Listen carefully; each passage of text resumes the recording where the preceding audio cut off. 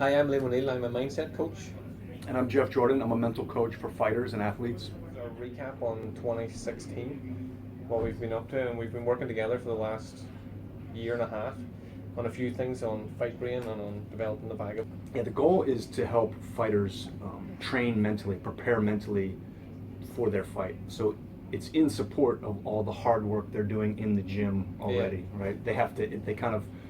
It's a requirement that they must be doing the physical training. Yeah, something that we noticed over the last year and a half is that a lot of fighters are great at organising their training and what they're going to do and how they're going to achieve it, but when you ask them what's their plan in the ring or in the cage, it's to win, but they don't know how, or they've no stepping stones, so they just. Yeah, I might even disagree with that. I might say that even just after working with a lot of fighters and even some top ranked fighters in the UFC, that they don't, all of them don't organize their training that well. They really don't. Like a lot of them. The physical as well. The physical part, yeah. A lot of them have just been going through the motions for so many years that they've just sort of been running a mental checklist, right? Yeah. They've sort of like been checking these mental boxes. Okay, I have striking class, I have conditioning class, I have wrestling class, and I know what they know what to do with their diet, but they're not really tracking it.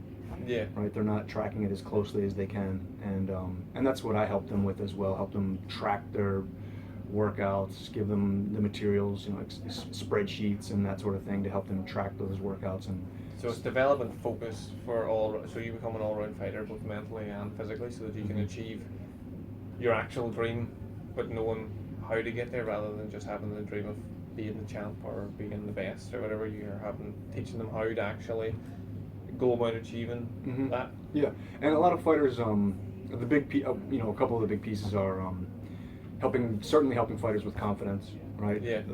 A lot of them, it's not surprising to find fighters at the top end of the ranks that are still lacking confidence in their own abilities. Yeah.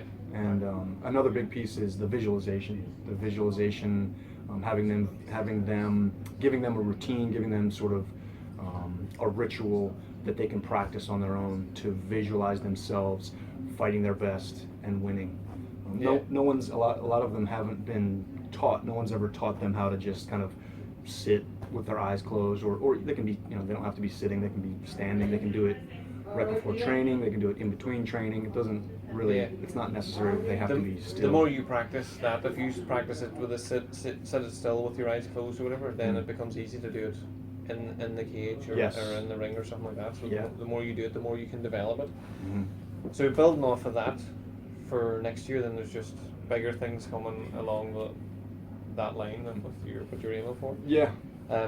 As well as that, we both came together and developed our mindset evenings. So we're doing evenings where people come in. The last one was about panic and anxiety and depression, things like that, teaching people how to take control of their own mind, take control of their life, and just better what they're doing, teaching people really easy to use basic tools that they can use anywhere.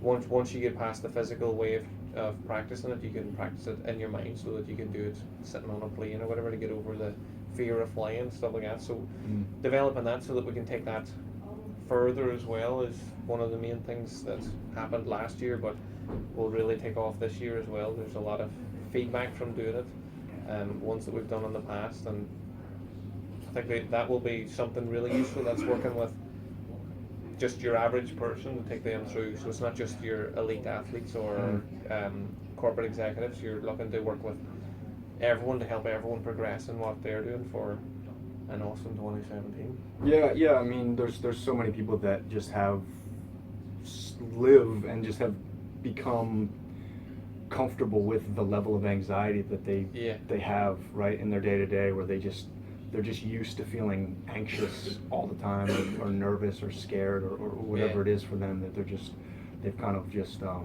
become comfortable being uncomfortable. Them. They say, oh, that's just me. That's how I am. And when you try to point out that that's not how you were before that, you would something happened to develop this. So if you can teach yourself that this isn't just happening to you, you're letting it happen, then you can change that to be whatever it is you actually want in life. So you can change it to feel how you want to feel.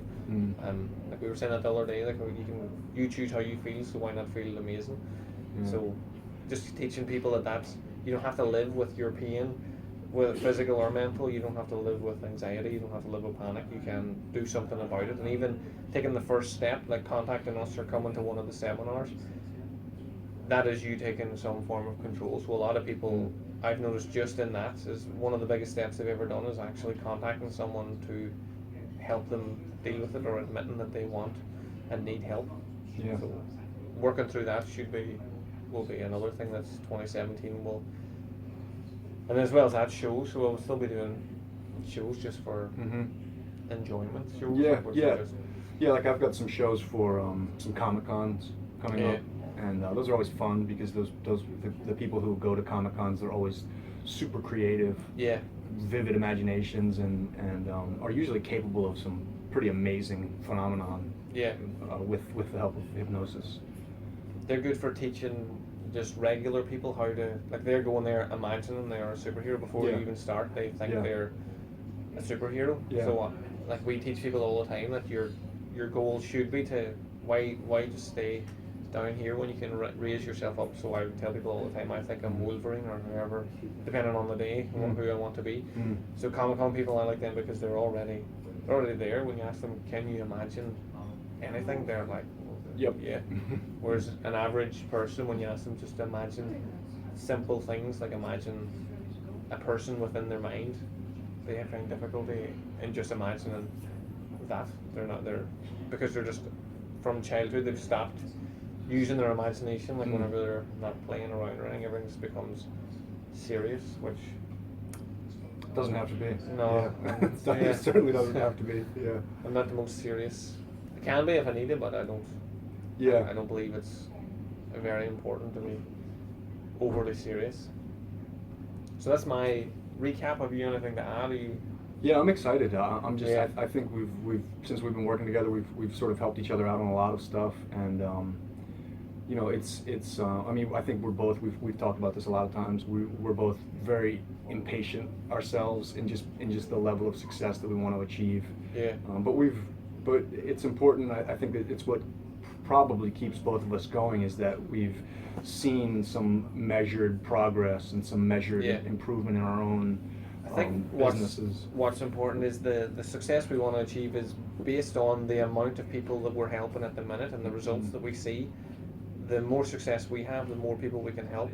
So it just makes a wider net, rather than like a lot of people are happy in what they're doing, we're not. So we want to be bigger so we can help. Like instead of standing in front of 100 people, you want to stand in front of 100,000 people and help them rather than just help. So I think that's where the impatience comes in, because generally we're not. It's not normal impatience where you want this to happen really fast. You want it to happen for this reason. So it's good just to be like Jeff keeps me Americanized. So he was whenever in Ireland we're very straight-laced, whereas in America they get a bit more excitable. So I love my weekly conversations with Jeff because it just brings me back, gets me psyched out and buzzed. And then I probably keep you level every so often. Yeah, you bring me down. That's what I'm here for. Just flatten it out so we're creating a good balance. I'm just kidding. Are you? So keep an eye out in the future. There's some big things happening.